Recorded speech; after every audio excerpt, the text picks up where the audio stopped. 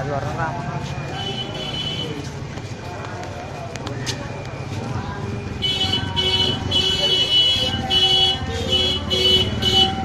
వెళ్తుందా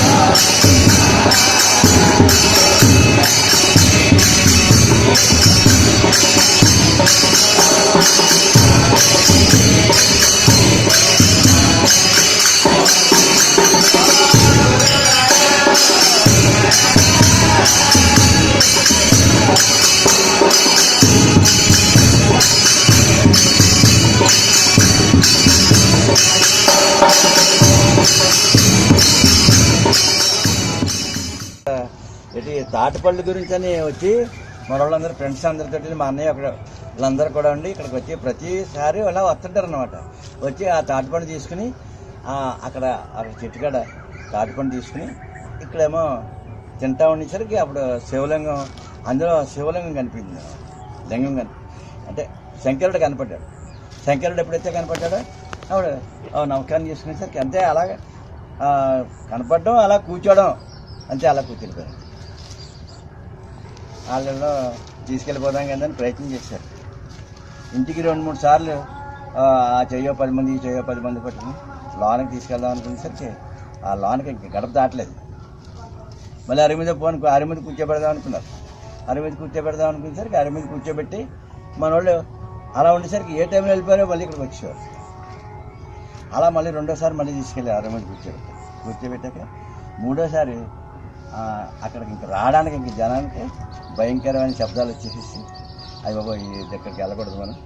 అలాగని అప్పుడు ఎవరో యోగి ఎవరో ఈయన అయ్యి ఉండాలి, లేకపోతే మనకి పత్రం. అప్పటి నుంచి స్వామి గారిని చేస్తే ఆ తర్వాత మళ్ళీ ఇప్పుడు నేను అక్కడ అగరత్తి తిరిగించాను కదా, అక్కడ పెద్ద రాయి చెట్టు ఉండేది, ఆ చెట్టు దగ్గర కూర్చున్నాను. అక్కడ కూర్చున్నప్పుడే పెద్ద గాలి, చలిగానో పెద్ద గాలివాన అది వచ్చింది, పెద్ద తుఫాన్. అవన్నీ ఎగిరిపోయినాయి మొత్తం. ఈయనున్న చోట అక్కడ అలా ఉండిపోయింది. అక్కడ దాని నిండా చేమలు ఇవన్నీ కూడా ఉంది ఆ చెట్టుకి. అలాగే చివరిలో పాకుతూనే అలాగే తపస్సు అలా చేశారు. అప్పుడు ఎల్ల జమీందారు గారు ఇప్పుడు ఉన్నారు, అక్కడ కూర్చోడం కదండి మీరు, నా స్థలంలో నేను ఇస్తాను, 3 ఎకరాలు స్థలం ఇస్తాను, అందులో కూర్చోండి అలాగని చెప్తే అక్కడ కూర్చున్నారు.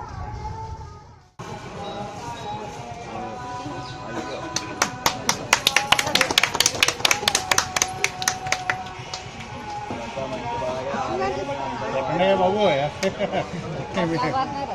చేతులు పైకి అందరూ కొట్టరండి, కొట్టండి.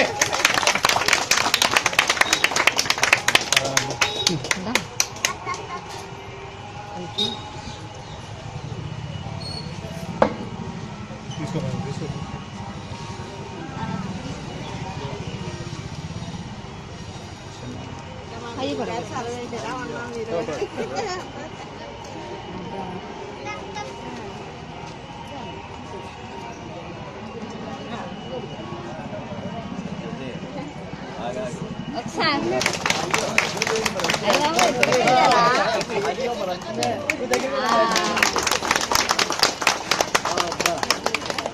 బాగా ఉండాలండి మీరు ప్రమోషన్ రావడం, పళ్ళన్నీ బాగా అయిపోవాలండి.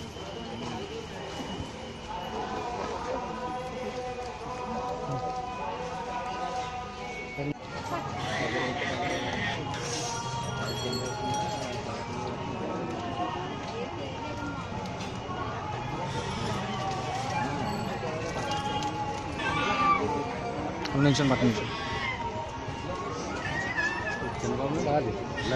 మీరు కట్టించున్నారా?